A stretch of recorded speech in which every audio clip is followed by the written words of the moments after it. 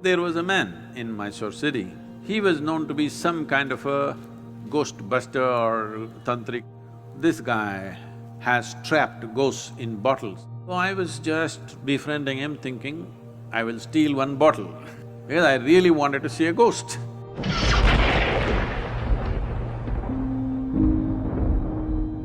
Sadhguru, you were talking about stories. So we were conversing and we were agreeing that when we were growing up, some of the best stories that we used to hear from family people or grandparents or friends, senior people, would be the ghost stories. And somehow you small, kids, we love to get scared. Still they want to hear that ghost story. It's one of their favorite things, amongst all stories. Do you have any ghost story from your experiences of traveling in the mountains?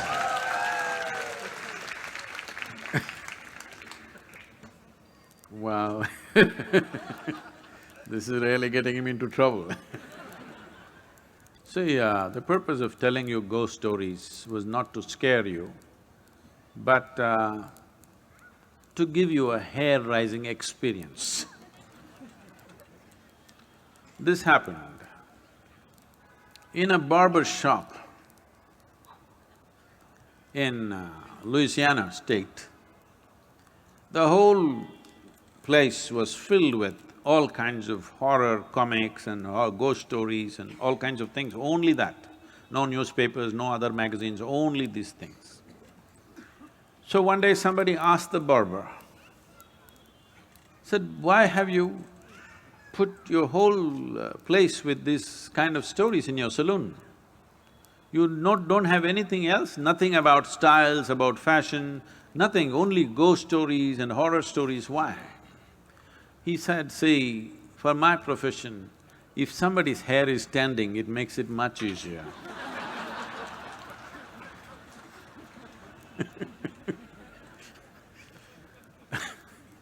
So the idea was to give you a hair-raising experience not to scare you And I must tell you, this fascinated me so much that there was a man in Mysore city who was also working in the Mysore City Corporation as some official, but he was known to be some kind of a ghost buster or tantric or whatever he is.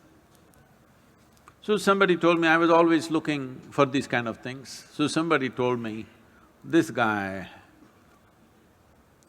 has trapped ghosts in bottles and kept it in his whatever, it's a shrine or a workshop or whatever you want to call it. So I want to go and that guy wouldn't allow us initially, but I was persistent and then he took me inside and he showed me lots of bottles. He said, in this there is this kind of a ghost, this is a woman, this is a man. I looked, I could not see a man or a woman, I all saw transparent bottles with corks. So I was just befriending him thinking, I will steal one bottle because I really wanted to see a ghost. Because I had heard so many things. So many things means unbelievable kind of stories. Well, it only made me more and more curious. It did not raise my hair nor scare me, but I became more and more curious. I had spent months on end, continuously every night, being in the cremation grounds, wanting to see. So people come, burn the dead, and when with firewood, when the dead bodies burn, it burns for 4, 5, 6 hours. People stay there for an hour or hour and a half and then they have other business to do. They will cry and they'll weep and they will go when it's still burning. Normally what happens is, when as the fire burns, one thing, because there's always economic aspect to everything, if they've not put enough fire long enough, when this collapses, the outer part, first thing that'll happen is, because neck is such a small thing and it gets burnt, and once the spine is burnt, the burning head will roll away, do-do-do-do-do. So I am the one who picks it up with a stick and puts it back and waits, where is the damn ghost? It doesn't come. Many months on end, I sat there, no ghost came. Somebody said, you put a nail in that tamarind tree, it will come. I would nail the damn tree again and again and again, nothing came. Somebody said, in this house there is a ghost. So I would beg them, please allow me, I want to sleep in that house and see if the ghost comes. Did not happen. So I went to this guy, and when they said specifically it's in the bottle, I wanted to steal a bottle. But he was very protective about his bottles So I didn't see anything coming out, but he showed me one thing. He made an elaborate design with rice flour. In the five corners of this, he kept one egg. He did all kinds of things and poof, he clapped his hand, pop! All the five eggs burst right in front of my eyes.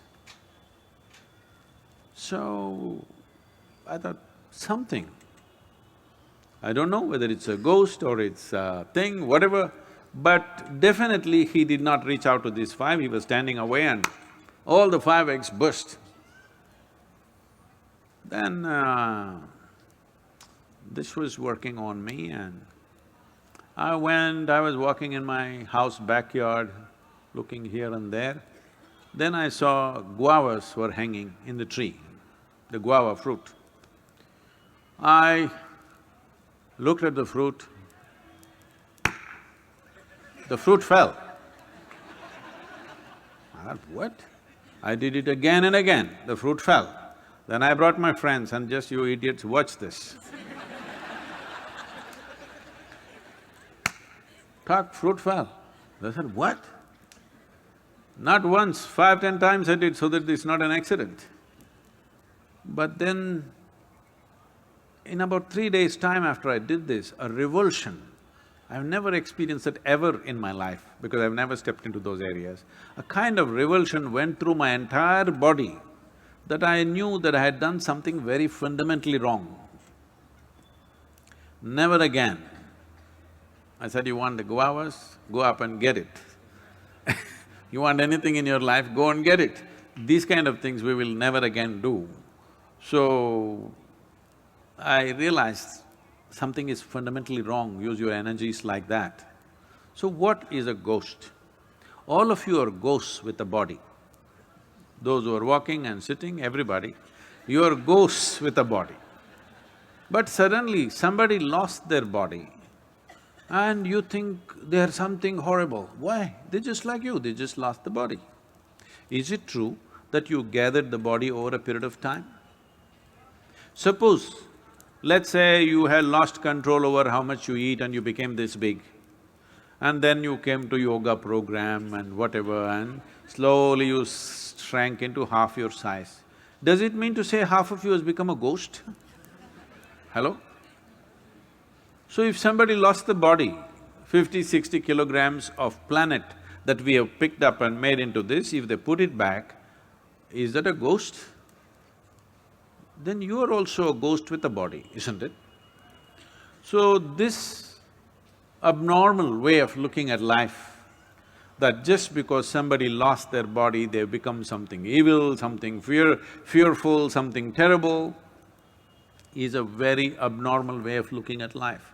The nature of life is such that see right now, there's something you must look at this, not intellectually, really experientially.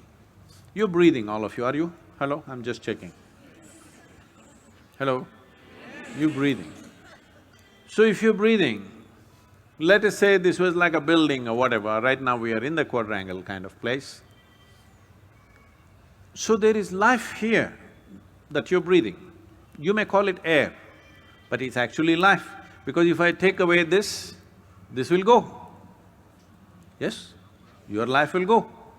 It's only in this transaction, life is happening, isn't it? So it's not just about air, oxygen, this, that. This is a living cosmos. You are like a little bubble, you captured a little bit of life. You know, did you blow soap bubbles when you were young at least? So when you blew your soap bubble, you got this big bubble, I got that big bubble, let us say. We were looking at this, oh, this is my bubble, this is your bubble.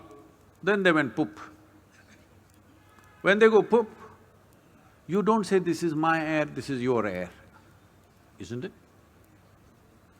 This is just like that. This is just a bubble. You captured a certain amount of life and it's functioning in a certain way. When this bubble bursts, there's no such thing as your life and my life. Well, you may not break the entire bubble, you may break the outer surface of the bubble and the inner surface of the bubble may still remain. Just because the outer peel has dropped off, do you call that a ghost? Then you are a ghost with a body.